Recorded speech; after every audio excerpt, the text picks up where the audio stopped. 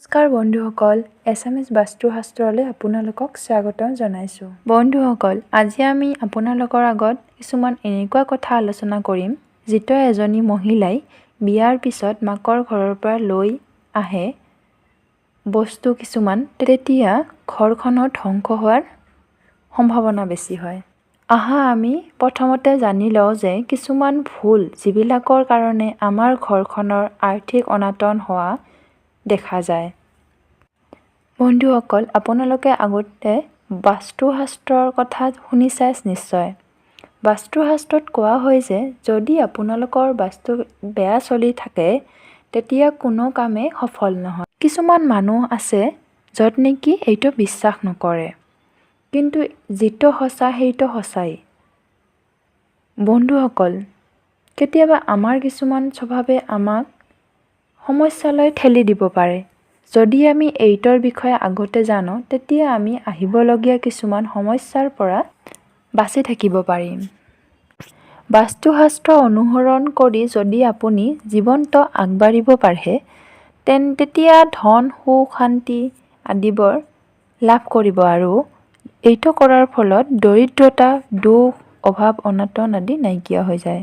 আমি এতিয়া আলোচনা কৰোঁ যে কি কাম কৰি সমস্যাবিলাক সমাধান কৰিব পাৰি।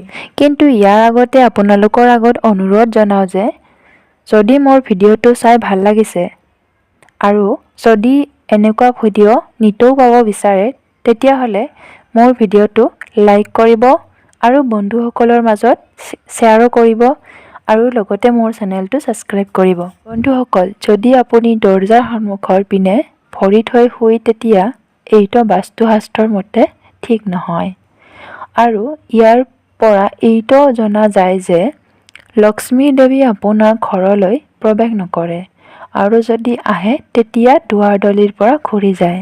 2 নম্বৰতে, আৰু যদি আপোনাৰ ঘৰত কোনোবা মৃত্যু হয় তেওঁৰ ফটো ওলমাই থোৱা হয়। আচলতে যিটো ঘৰত আপুনি শুই সেইটো ঘৰত ভগৱানৰ ফটো অথবা কোনো পূৰ্বপুৰুষৰ ফটো থ'ব নালাগে। এইটো অশুভ বুলি কোৱা হয় আৰু এনেকুৱা কৰাৰ ফলত লক্ষ্মী দেৱী আপোনাৰ ঘৰত প্ৰৱেশ নকৰে। বন্ধুসকল, শাস্ত্ৰত এনেকুৱা কিছুমান বস্তুৰ বৰ্ণনা আছে য'ত পত্নী এজনী কেতিয়াও মাকৰ ঘৰৰ পৰা এইকেইটা বস্তু আনিব নালাগে, নহ'লে স্বামীৰ বৰবাদৰ কাৰণ হ'বলগীয়া হয়।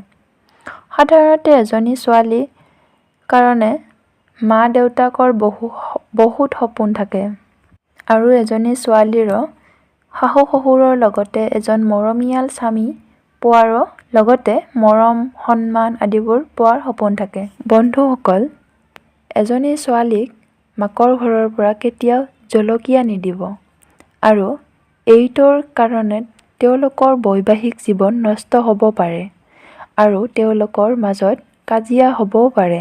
ছোৱালীজনীক জলকীয়াৰ সলনি ফল-মূল দিব পাৰে, এইটো শুভ বুলি গণ্য কৰা হয়।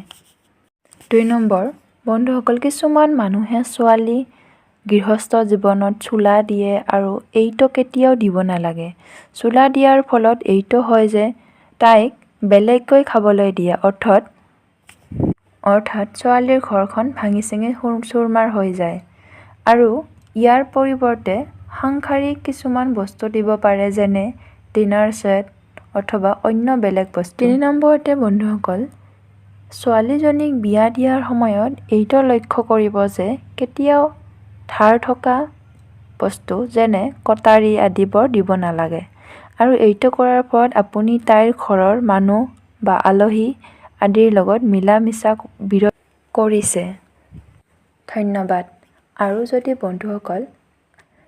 আৰু যদি আপোনালোকে কিবা সপোন দেখে বা কিবা বস্তুৰ ওপৰত জানিব বিচাৰে তেতিয়াহ'লে আপোনালোকে কমেণ্ট বক্সত লিখিব পাৰে। মই সেই বিষয়ে ভিডিঅ' আগবঢ়াবলৈ চেষ্টা কৰিম।